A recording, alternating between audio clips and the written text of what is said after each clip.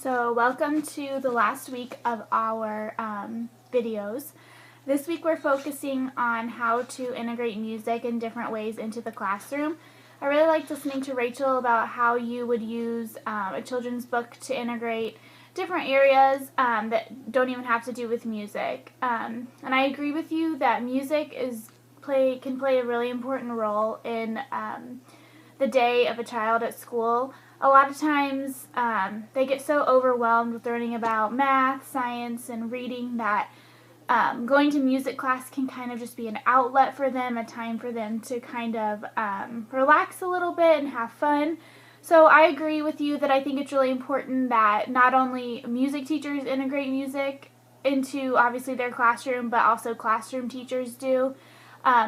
I know we've learned about a lot of different ways, like Go Noodle we've used a lot for different brain breaks. I've seen where kids stand up and sing along with a song on a video that the teacher's playing in front of the class. And I liked how you mentioned that by using music, a lot of times it helps students remember things better. I agree with this, especially from personal experience. I remember learning, I think it was either 4th or 5th grade, learning the names of all 50 states in alphabetical order, and I can still remember that to this day. And I can guarantee if I didn't know that song, I would probably not be able to name all 50 states off the top of my head. So music really plays an important role in a classroom. There's different ways you can incorporate music in all different subjects, but today I'm going to be focusing mainly on language arts and reading. I've chosen a few books that I think would be good for elementary school. This book is called If You're Happy and You Know It, and I think you guys have all heard this song before, so I will sing the first part. If you're happy and you know it, clap your hands.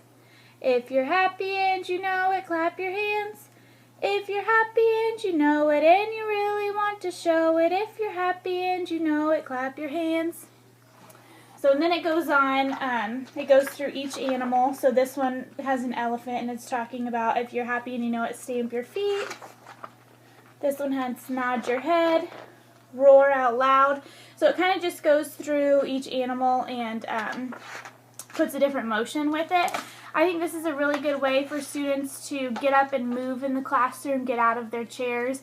And to integrate it into a language arts lesson, you could talk about the rhyming in it. They could go through each page and pick out the different words that rhyme. Then they can even come up with their own that has different motions like we went through each page. So yeah, that's for that one. And then another one I found is just a book of poems.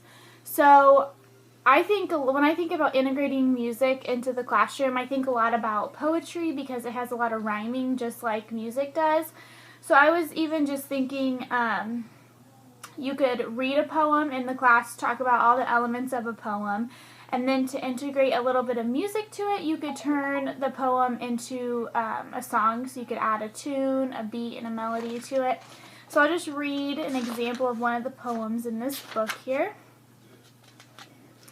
There are big waves and little waves, green waves and blue, waves you can jump over, waves you can dive through, waves that rise up like a great water wall, waves that swell softly and don't break at all, waves that can whisper, waves that can roar, and tiny waves that run at you, running on the shore.